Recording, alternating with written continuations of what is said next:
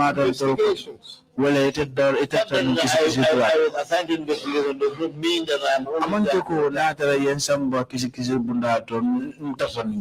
well, a lot of the time, it is the DG that would require my services. Mr.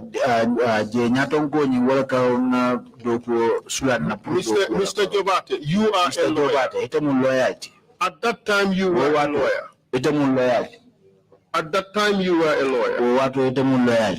You knew this person was tortured. I disagree. You did not know that. Well, you just told the commission you saw him in agony. You saw him in pain. He was being caught by the army. So obviously, you saw that he was tortured. You allowed an interrogation of him. See, maybe in as much as you are stammering. You see, I'm not stammering. And I don't think that's funny, Mr. Fall.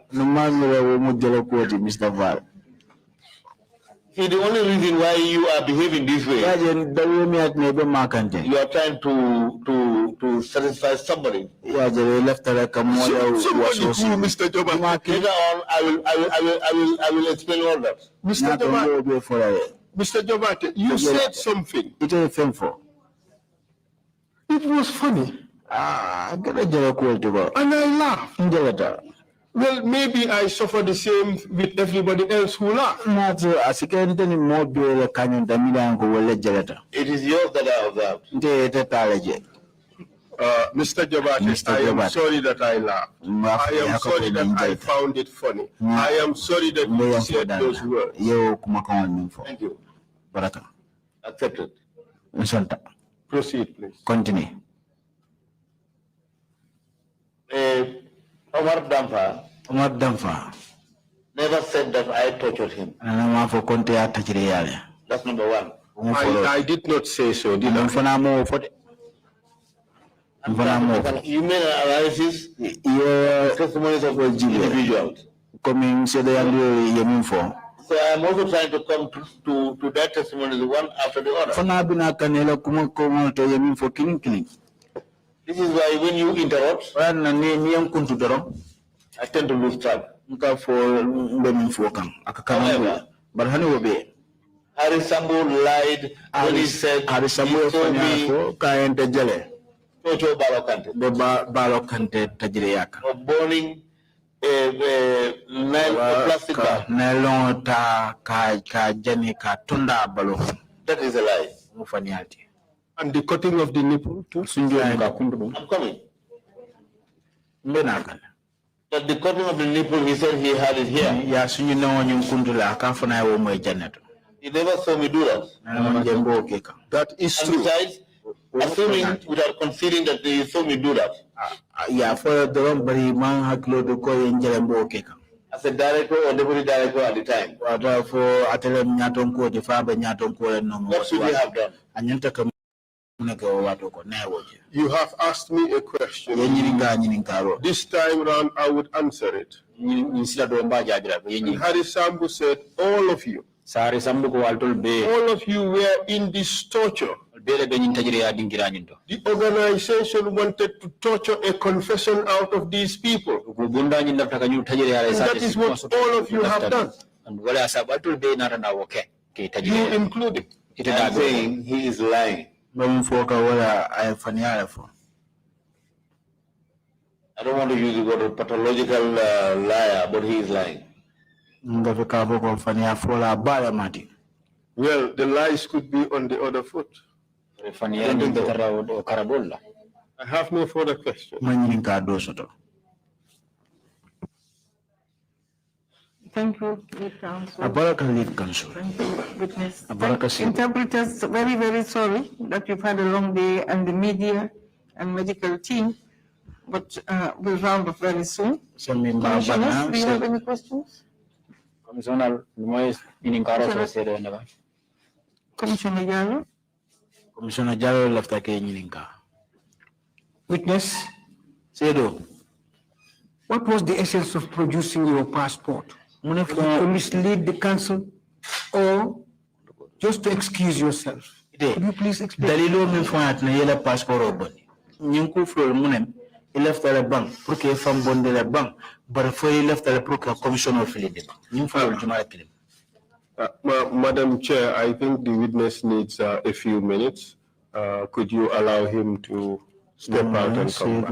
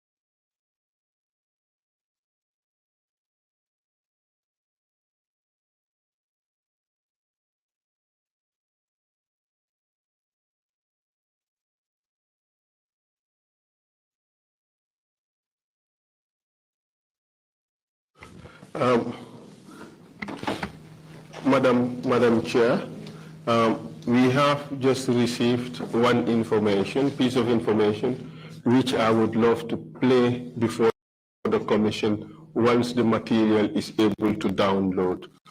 It's being processed now. Hopefully by the time we finish, we will be able to play it before the Commission. Madam Chair, fendole bembul mi alon ko ba katakane bruka download. Ni wokata dorong melefla ko the commissioner nyati. Okay, permission granted. Witness, can you answer Imam Jallo's question, please? I'm sorry, what was the question? The question was, you produced your passport before this commission. Was it with the intention to mislead the council? Excuse yourself.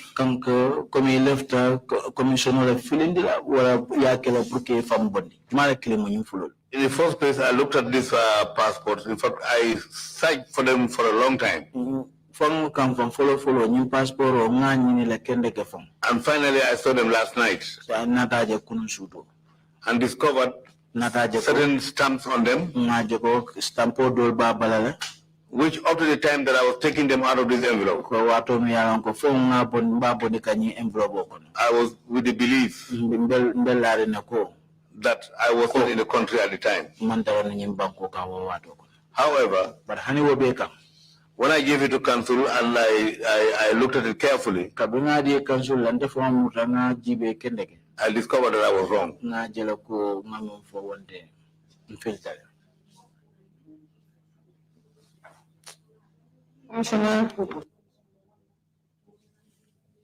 I have answered the question. No, you have not. What was the intention? Well, my intention was, if my mistaken belief were true, is to show that I was not in the country at the time that was being stipulated. And if it is true that you are in the country? Pardon me? If it is true that you are then in the country? Yes, it's true that I was in the country. If it is true that you are in the country, where do you stand on the scale? What is the purpose?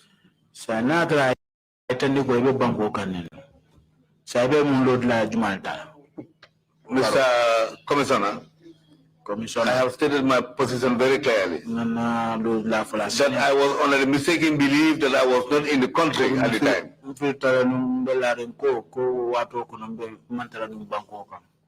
Thank you. Thank you. Commissioner C. Commissioner C.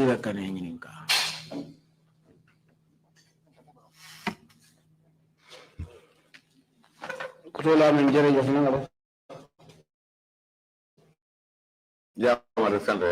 thank you so much.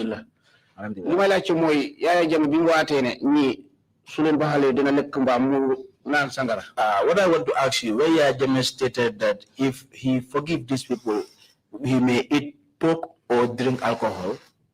What was the interval at the time of killing them? And making that statement? I cannot remember that. What did I Between me and Allah.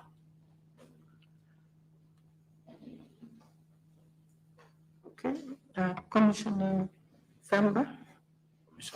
Commissioner Samba. Thank you very much, Chair. Lamin. I want to ask you one thing, whether you will ask forgiveness from the Gambian people. That is a difficult question to answer. Because if I have to ask for forgiveness, what in your opinion should I be asking for?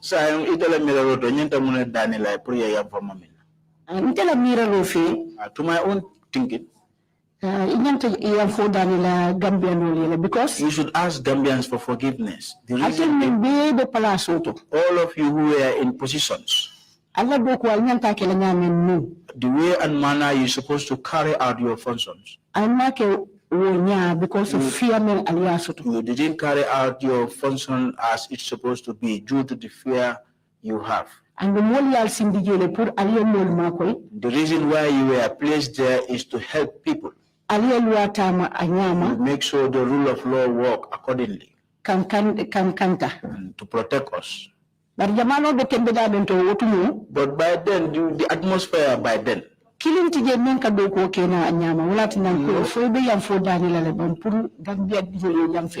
one was there who was able to carry out the job, their functions properly. This is the reason why I'm asking you whether you can ask your people for forgiveness. That is a very, very tangible question. No. Yes, very tangible question. Or do you want me to respond in Mandinka? Yes, you can do so. Okay, grateful. Now, by then, the atmosphere by then, no, there was no one in this country who was within himself. Unless Yaya Jammeh alone. Yaya Jammeh will meet a soldier reciting a Quran. He will take a cane and start hitting the person. And so many things like that. Based on that, I can ask for forgiveness. And I'm also asking for forgiveness. Yes. But is the reason why that is I said two things. I should ask forgiveness, and I'm doing just that, to ask forgiveness from the Gambian people. Okay, according to Mandingo proverb, they said if they put you and your friend, you select one, you will take your friend. But if they put you and your friend to select one person, you will select yourself. Thank you very much. Now, in response to that, I am glad you made two comparisons. Like what the lead counsel had asked me during the course of the my testimony. He said I ought to have resigned or leave the country. But you see, the fact remains to be, Yaya Jammeh has long hands. He has long years. And he's I beg your pardon? Okay. Okay. I don't. There are so many people who will be going to Yaya Jammeh. And let me just make one specific example. There are people who would always study his mood. If he is in a good mood, you can get anything from him. But if he is in a bad mood, if you tell him something, you know you are in trouble. Even it is for his own benefit. That's it. That's how he is. He works. Okay, thank you very much. Baraka. But I'm sorry.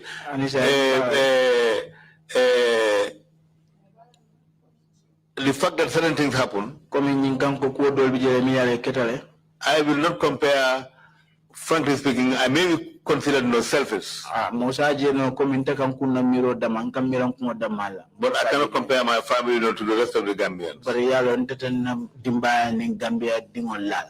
It may be selfish, but those are the only assets I have.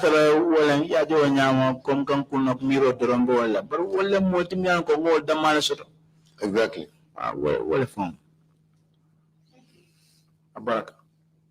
Commissioner Carr? Thank you, Chair. Abaraka Chair. And thank you, Mr. Jobarteh, for your testimony. Abaraka, Mr. Jobarteh. My first question will start with something you've just said. At least that if Jammeh is in a good mood, you can get anything from him. And if he's in a bad mood, you may not get anything you want from him. So how do you read his mood? How do you know he's in a good mood or bad mood?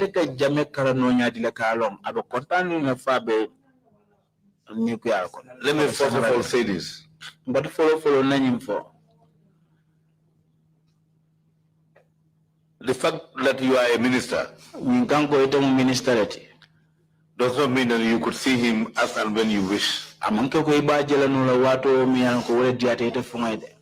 Sometimes, you will call the chief of protocol and ask him to book an appointment for you. And the response you get is that I don't want to see him.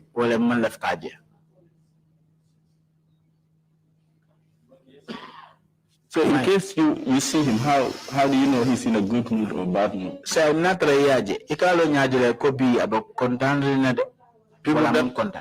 People that are very fond of him are the ones that would know that. Because he can be happy or he can show you good mood this minute. The next minute it will be like a chameleon.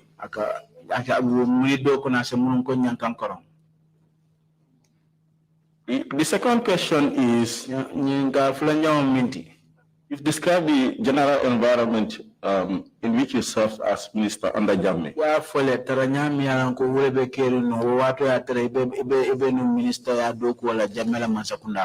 Now my question is on your personal tenure.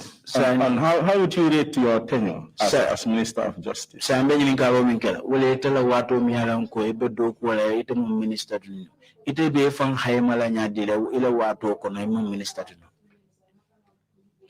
Very strenuous,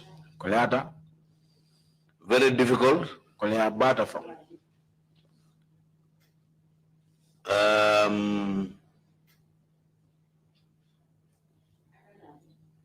I don't know how to describe it, to be honest.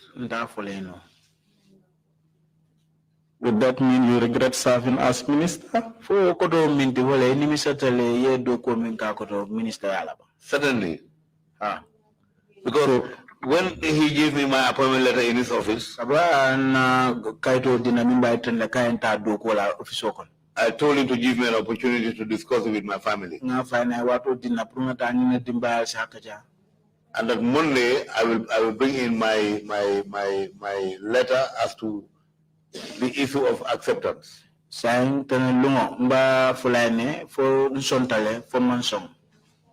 did I know that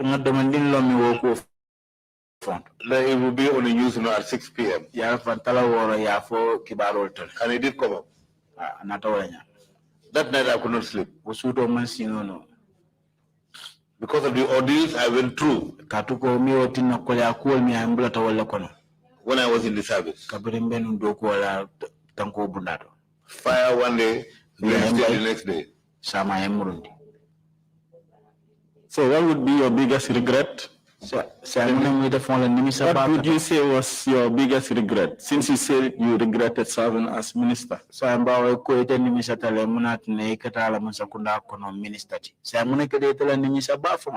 That was to leave my position as a judge or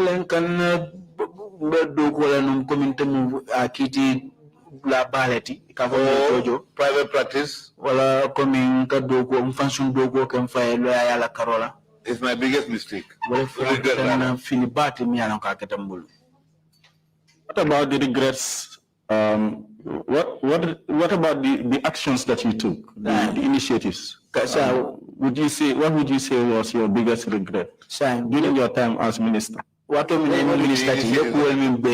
don't understand. You served as justice minister for some time. Justice Minister for what? Some things have happened. You may have liked them, you may not have liked them. So I want to know what would be your biggest regret, since you said you regretted serving as minister during that time.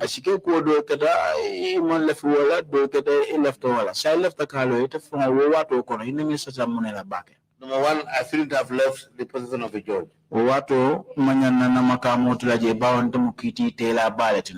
No, Marvel Kitty Taylor Barton. Well, Judge, Kitty Taylor Mountain. That's what I said.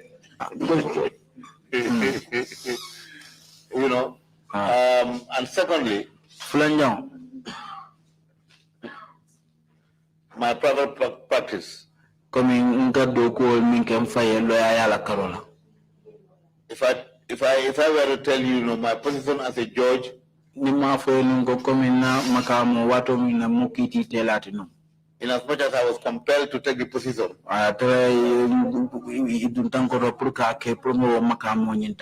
the salary and the allowances together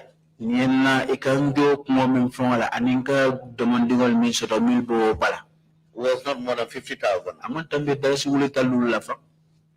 Now, as a minister, it's the same thing. Same people. Whilst when I was in private practice, sometimes I could make between 5 and 10 times more than that.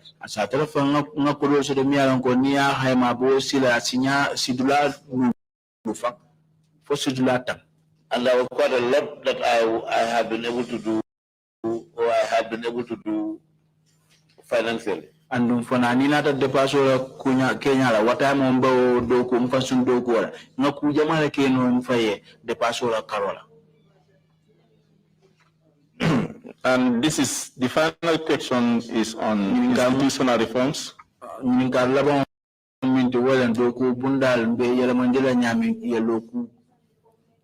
As you know, one of our mandates is to ensure that we have institutional reforms to prevent the reoccurrence of dictatorship.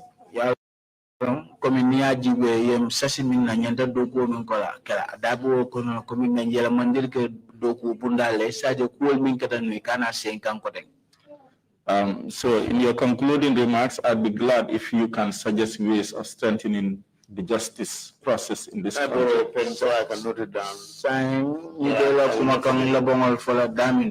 I know Mr. Paul is glad that I have taken interest in that. Yes, I am eager to help my learned senior. No. So thank you once again for answering my questions. Abaraka bake jabiro ken nyin karo lanya. Thank you, Commissioner. Baraka Commissioner. Mr. Jobarteh, before I ask you to make your final, I want to ask, is it okay? But I have a question before I allow you to play the tape.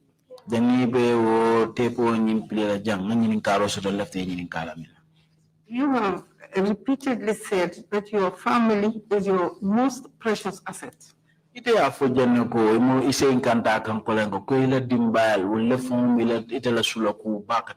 that people may regard you as selfish. But the question I want to ask you, isn't the name that you leave behind very important also for your family?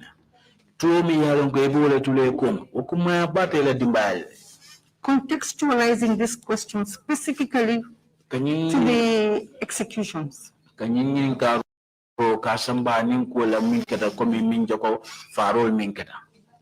removed yourself from the reality to the extent that your name is indelibly written in the legal and court records, not only of this country, but at the international level.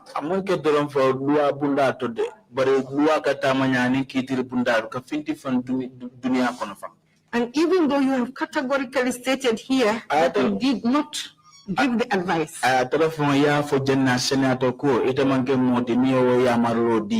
those records remain for perpetuity.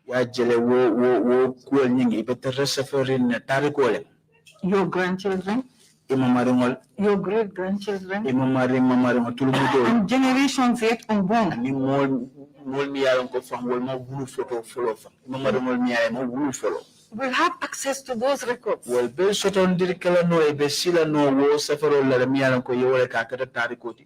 will not be there to say, I did not participate. I did not give the advice. And yet, this is the family that are so precious to you, that you want to leave a good name for, and that you're trying so hard to preserve your life. How do you explain that? Thank you very much.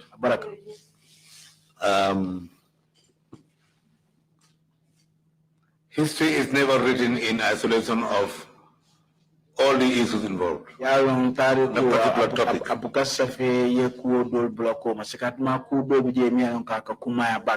Once that aspect is written in history, people will see under what circumstances were all these things happening.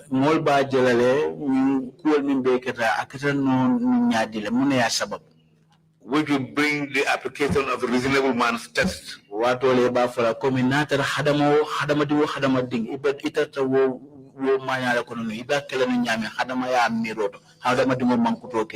the question would be, what would I have done if I were in that similar position under such circumstances? I don't know how to, quite apart from Commissioner, I don't know how to refer to you because you were once my teacher. Commissioner Malamba Fole Nyamin Katite Katana Karandilan. At Kravalan, I think it was in Form 1. Likewise, Alhaji Mr. Jallo. Sukatma Alhaji Mr. Jallo. And what you people had taught us and were good manners. So, frankly speaking, I will not lie. I'm not going to look at the country in isolation with my family.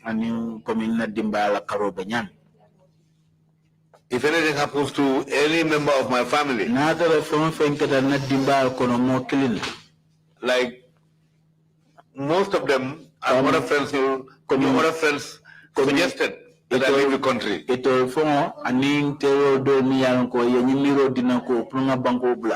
Especially my eldest daughter.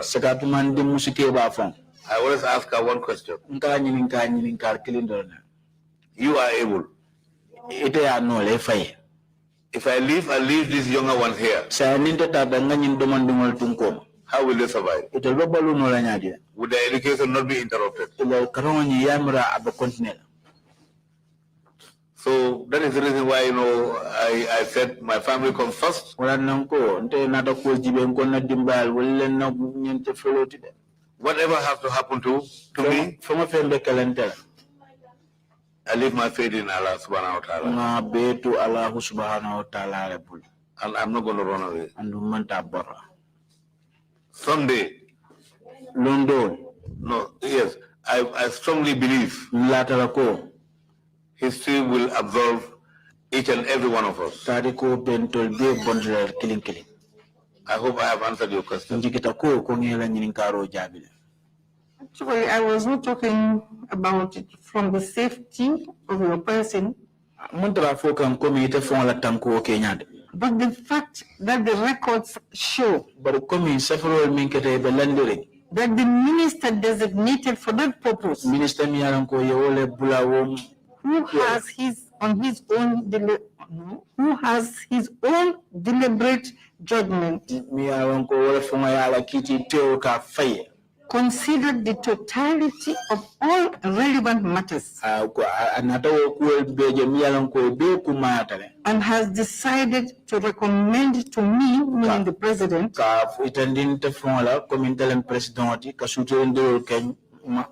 that I should exercise my powers as provided by law in relation to the convicted persons. You have categorically stated here that it was not you. The point I'm making is those records are permanent records. Which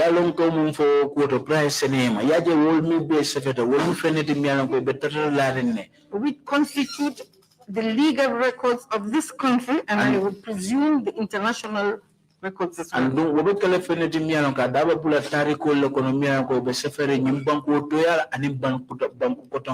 They are going to remain for perpetuity. Which individual will come out and say, I falsified this document? Minister Lawyer Jobarteh did not make this decision. Minister Lawyer Jobarteh and this is something that your family will have to live with forever.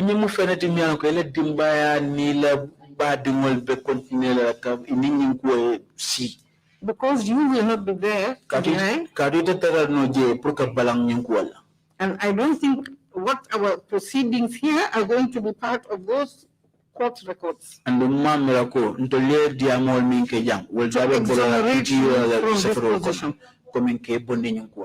that's the point I was making. Well, that is most unfortunate, to be honest. As you have rightly stated,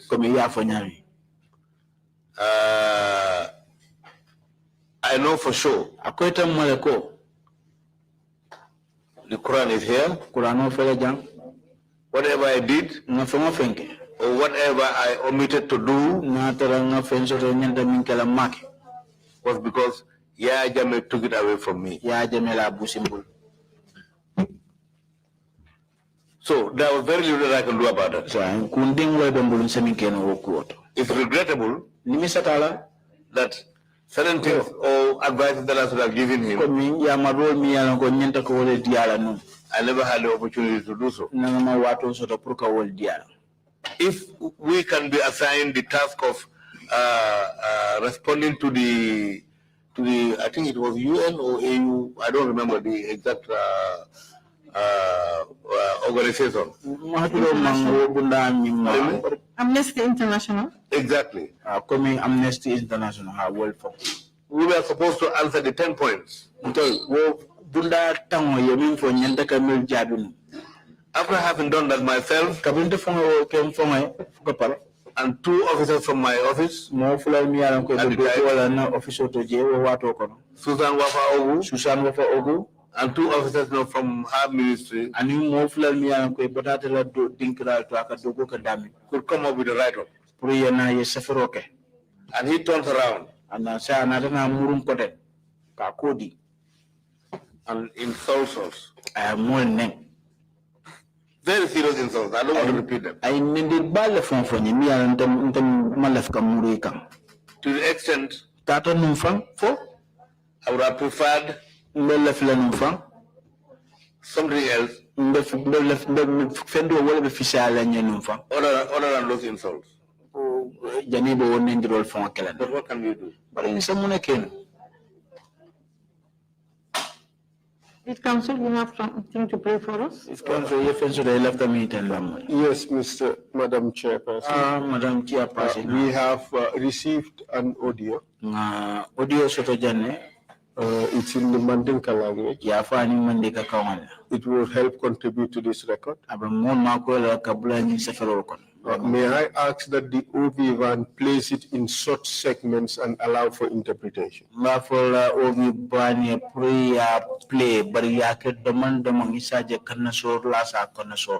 Please go ahead. I'll okay.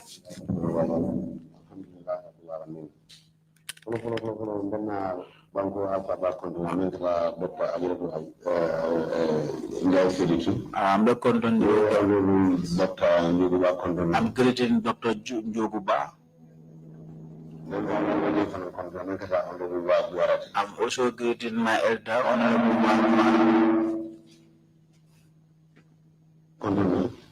Mr.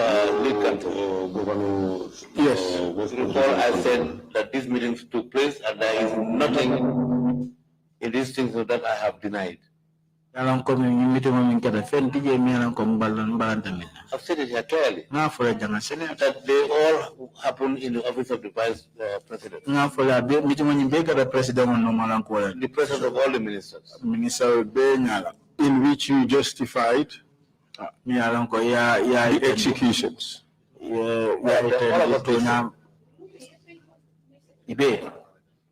That good confirmation yet again. So we would exhibit. You don't need to hear the recording. No. You satisfied that this was you talking. Yes, I saw the. And you satisfied that in that instance you justified the executions as lawful under Gambian law.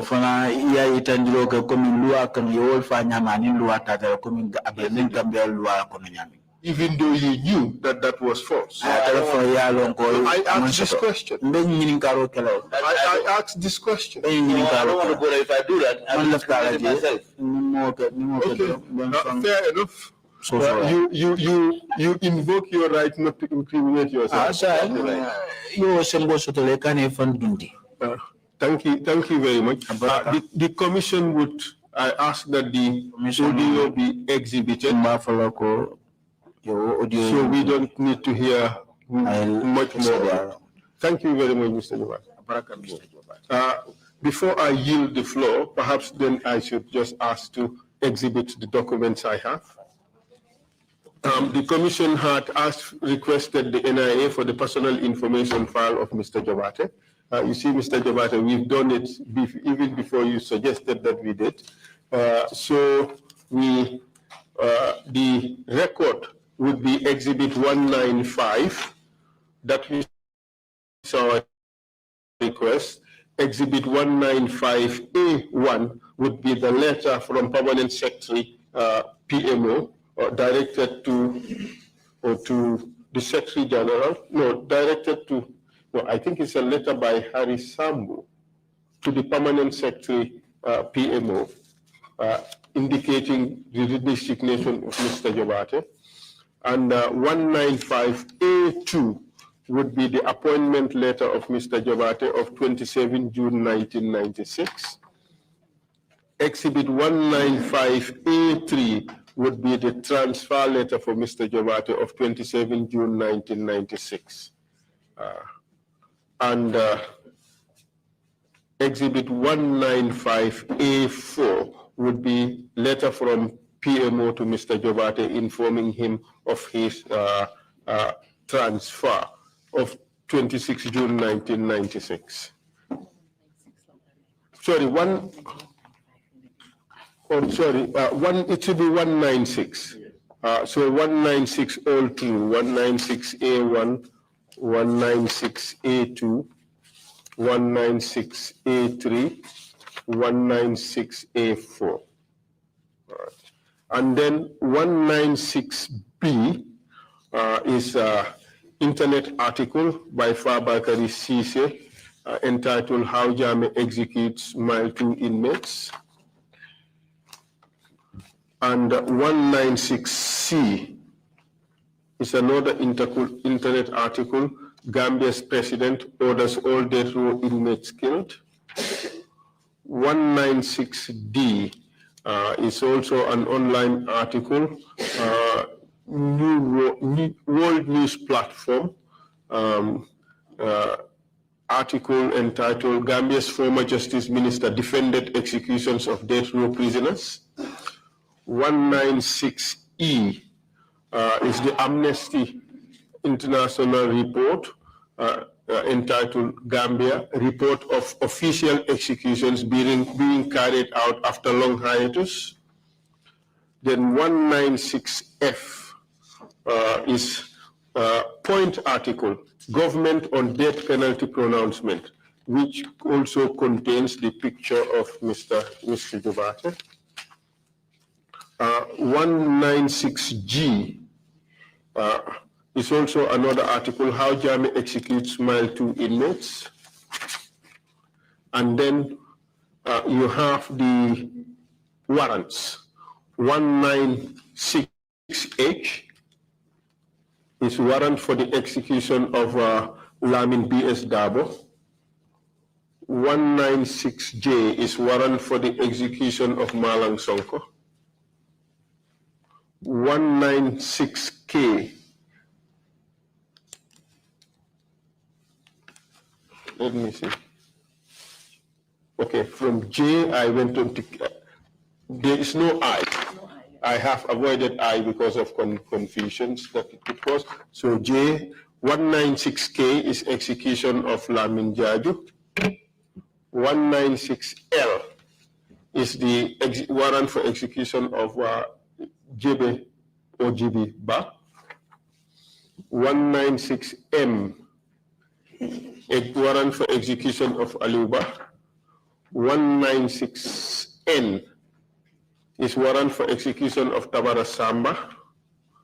196P, I have avoided O because it will look like 0. That's 196P is a warrant for execution of LF Jammeh. 196Q is warrant for execution of Buba Yabo. 196R is warrant for execution of Dauda Bojang. And the audio record just played would be exhibit 196S. R. Sorry, I have R, so it would be S. Okay, it would be S, 196S. Thank you very much. And what's the title you're giving to the audio? It's audio record of explanation of the execution of the 9 inmates provided by Mr. Lamin Jobarteh. Explanation. Oh, justification. Justification. Thank you very much. Thank you. Thank you, Lead Counsel. Baraka Lead Counsel. Mr. Jobarteh, if you have a statement, please. A very short one. Jobarteh, natare yokuma counsel they left coming for. National, so to Yarima from.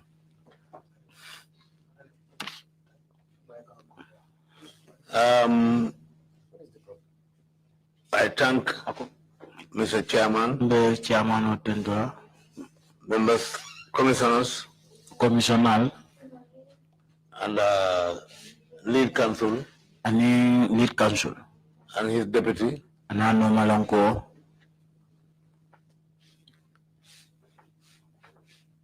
It's indeed a difficult job,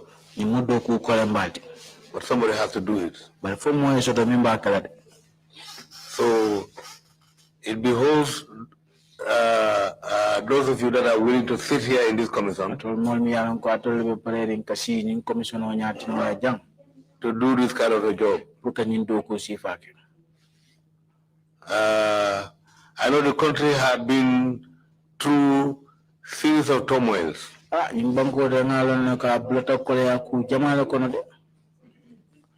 Some have been endured.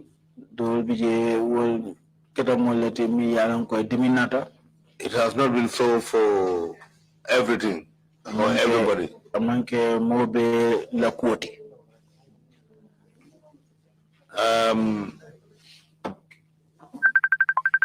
It is not an easy 22 years. But when Allah subhanahu wa ta'ala says, no, this has to happen. Like they say in Mandinka. If God said that this must happen, but the head will be removed from the neck, but it must happen. So I will stop at that issue and take up another issue. Sectoral reforms, which I consider very, very vital. Like I said, my learned senior is talking. I have to take notes.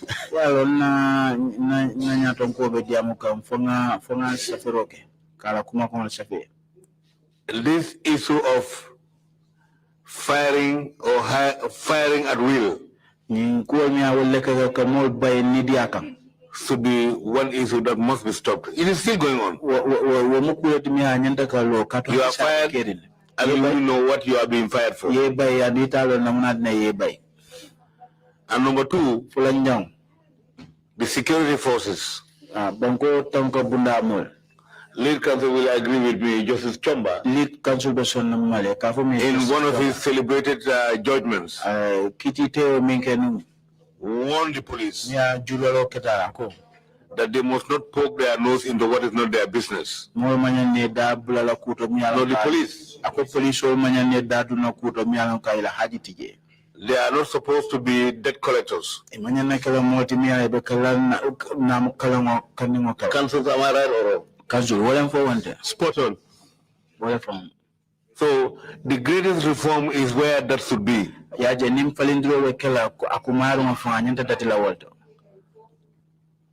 That is very, very important. There are high and more qualified people who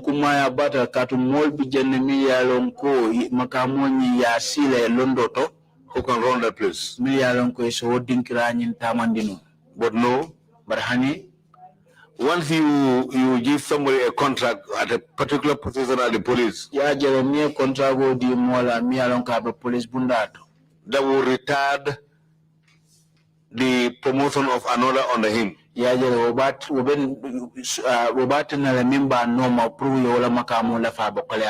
you are due for retirement, go.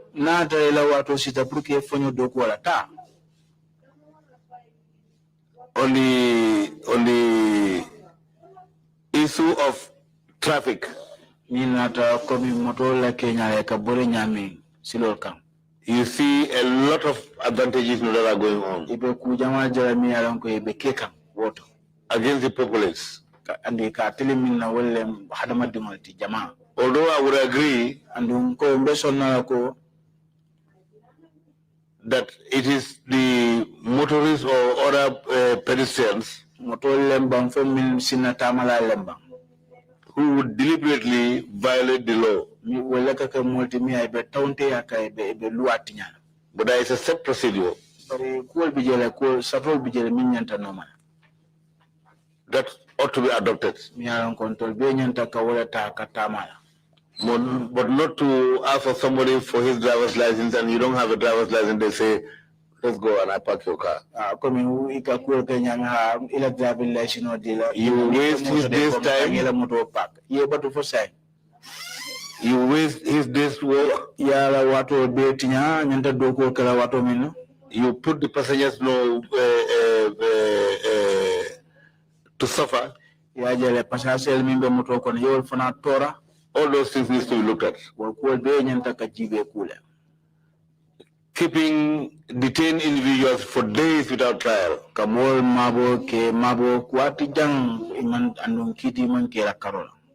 of the reasons why I built Bansang Police Station in the form it is.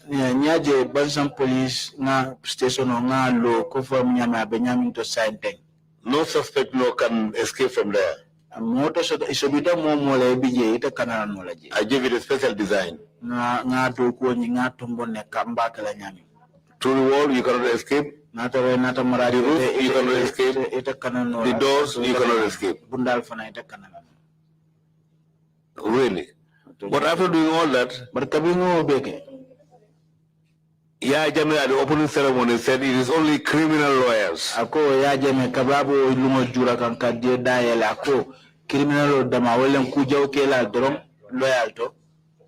Who can make those kind of designs? It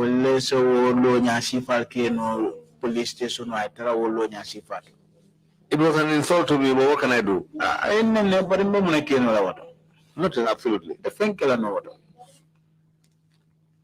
Our children also, we need to look at them carefully.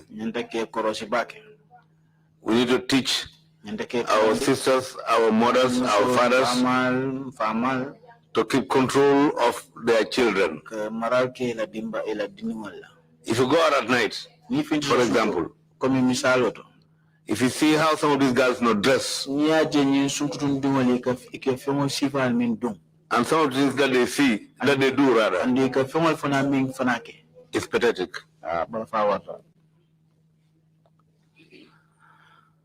So on that note, I thank everybody. And may God bless all of us.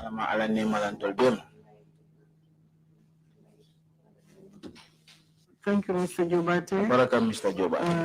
Thank you, lead counsel, interpreters, media people, everybody, for your patience. I now hand over respectfully to the chair.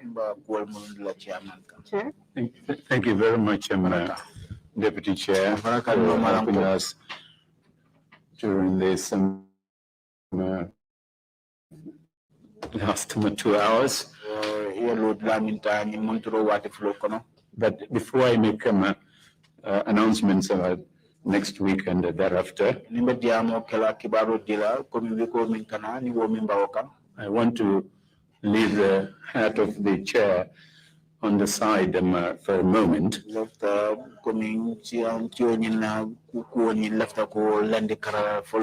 And allow me to be a bit selfish,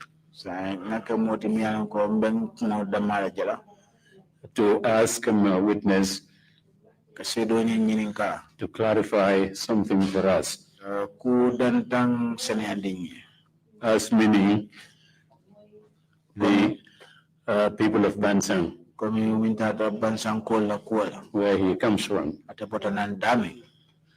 Now, do so in Mandinka, if you don't mind.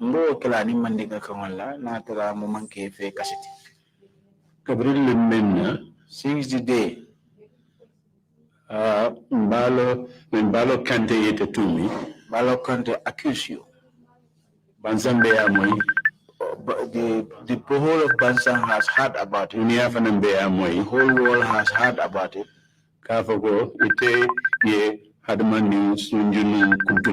You have cut somebody's nipple with a razor blade. You have put a very big weight on top of the community of Bansang. You cannot raise your head above in so many places. There are so many people who are saying that a citizen or native of Bansang can do something like that to a human being. That weight, address janto. That's what you have addressed here today. But I think if you could add a bit of it, you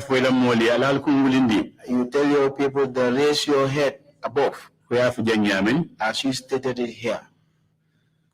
It is not like that.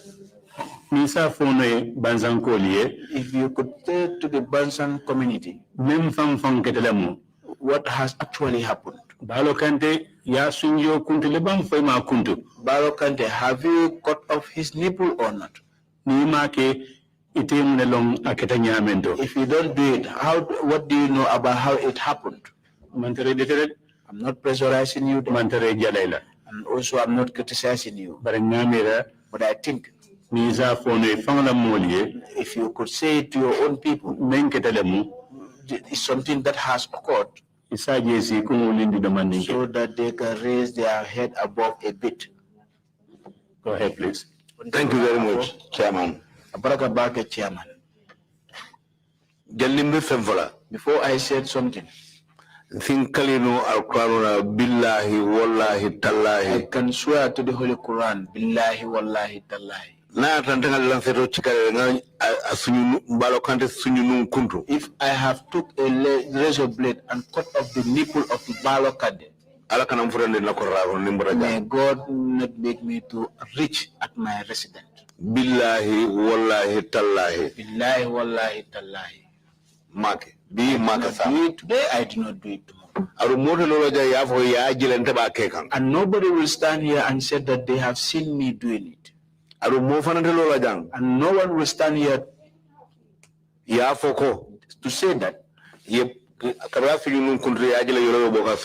when his nipple was cut off, they saw a blood oozing out. And if it has happened, at least maybe 1 or 2 people, they will have seen the blood. And secondly, if it has happened, and if it has happened, where was he cured, treated?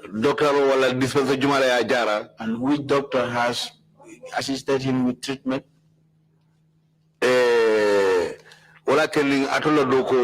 That's why your work is a very difficult one. There are so many people who will come here, all they do is lies. But things that have not happened in your presence, you have a big tax. But I know between me and Allah subhanahu wa ta'ala, and the first day of my grave, first night of my grave, I have never touched his breast, his nipple, or in talk less of cutting it off. Something is very clear to me. When we went to Abidjan to investigate about the Kukoi issues, and also when we went to Ouagadougou, we know the difficulties that we have encountered there.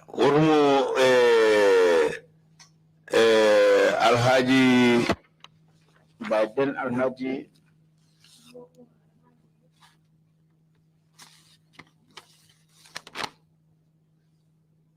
Ismail Sibe.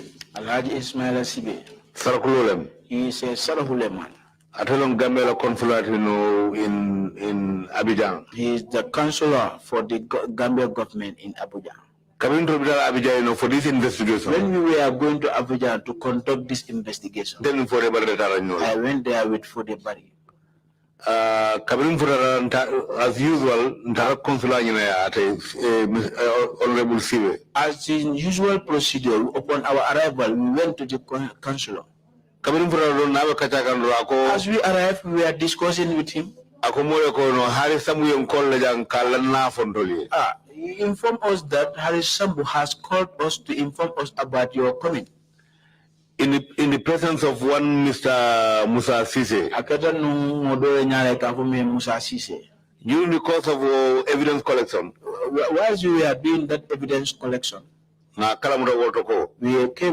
realized that Baro Kante was in Liberia. Abenun Liberia. Abenun Liberia. Charles Taylor Nala Mulmel Benyola. Charles Taylor and the people he was fighting with. Wale Baro Kante, I mean one chap, I don't remember his name, but it's something Sise also. Those were the people who Baro Kante and something Sise. That's why we were told that Sise was buried alive. That was Sise ni ya bade la balori. Imana fa tortures your Baro Kante.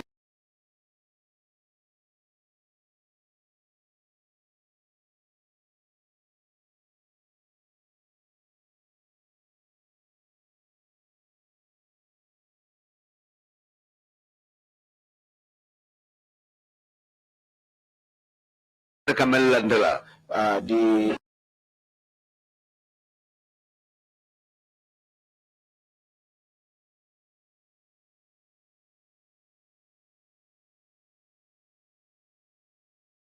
torturing that I left him with will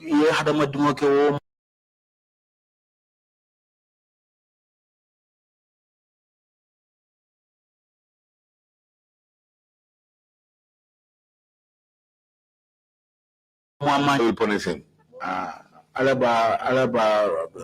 If in the event that I have to, that's what I can say.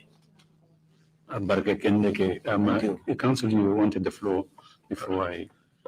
Mr. Chair, obviously this issue would come for the Commission to consider. Yeah.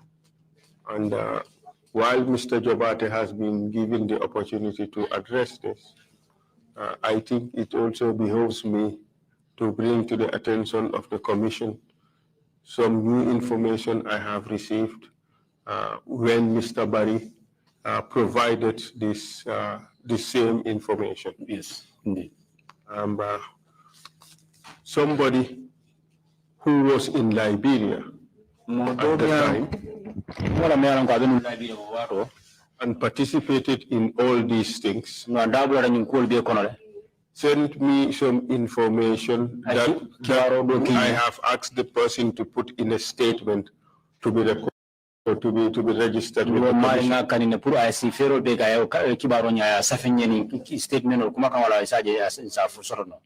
The person said the Commission needs to charge the current witness for contempt of court for blatantly lying on the oath.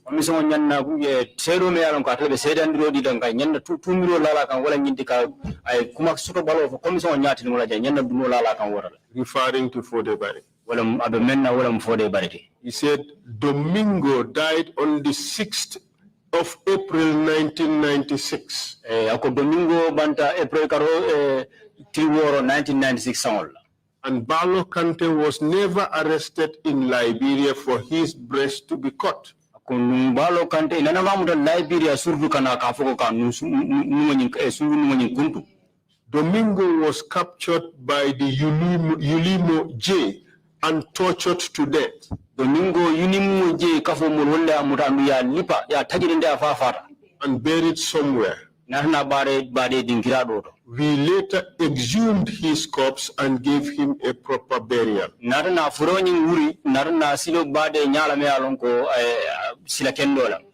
Balo and Co left Liberia long before the April 6 operation where Domingo died.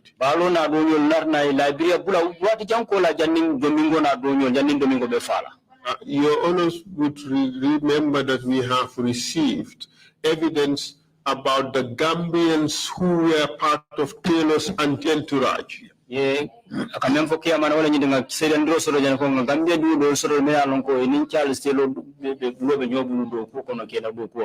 Balo Kante was never named amongst them. He was a commander in the other sides.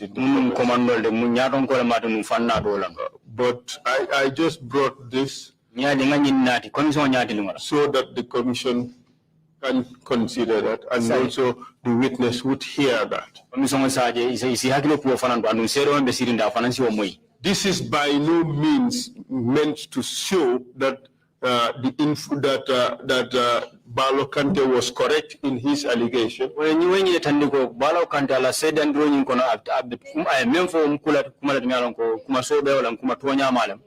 But at least there are witnesses from those who were in Liberia who can disprove the hearsay evidence that Mr. Barry and Mr. Jobarteh have offered the commission.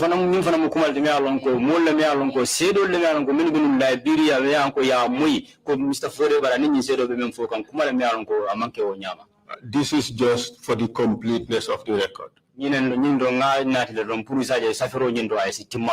Thank you very much. Thank you very much indeed, my counsel. This is indeed a fair balancing of what we have heard here in the commission forum. Fode Barry, now from witness Mr. Jobarteh. Chairman ko inumbara ba council ni mu kule de me ya lon ko pesa ro nyimba pesa la nyambe ngabe akulia nyinga be ibenyo sabalale isaje nga nga moy Fode Barry nga moy ni sero men fana be andu nga moy balo kande fana na karola al commission de mala bakele. As I said earlier, it was a selfish act on my part to raise this issue of where he or Yama comes from and the people, the burden that has been on them during the past month.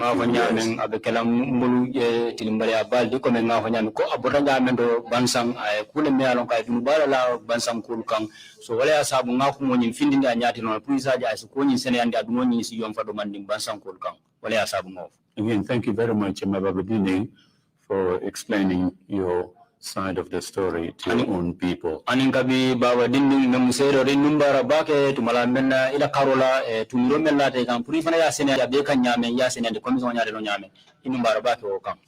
Amere si kumulindi no demanding sign. No, left a member for a wrong. I'm a man for the limbo. The Lamin Babadinding. Yeah, oh, I'm not Babadinding. I know. But in the bake, but yes, indeed, as I said, thank you so much. Chairman. Yes, sorry. Chairman, Wow. I want to say two important things. After Mbalo Kante. Wow. The issue of Mbalo Kante. More when I'm being warning Kofi. He came to shoot him Wendy. Sorry. Mbalo Kante's nipple was not shown here. Nobody have seen it here. Imam, he did show. Yes. Wow. Okay. Well, again, thank you again very much for your explanation. Before we conclude, now I'll put on my hat from the chair and announce that this is the end of the 20th session of the commission today. We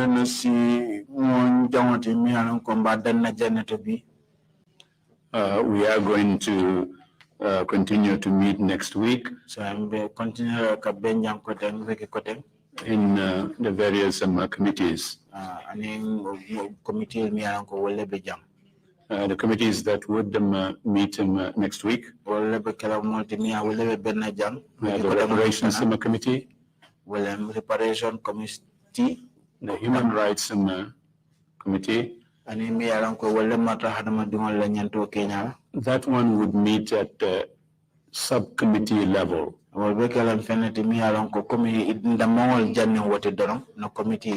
There is a subcommittee that is dealing with reparations.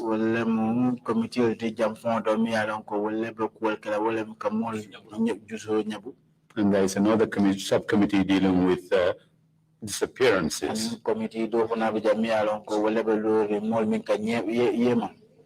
And the third committee that's meeting next week is the Reconciliation Committee.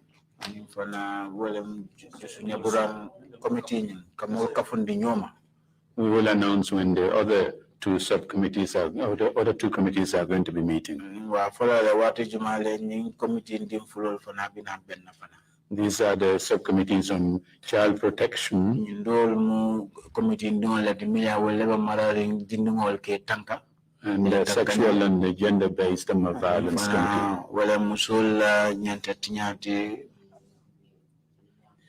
And the fifth one would be the amnesty committee. We will resume our meetings on the 22nd of February. That's when we would start on the 21st.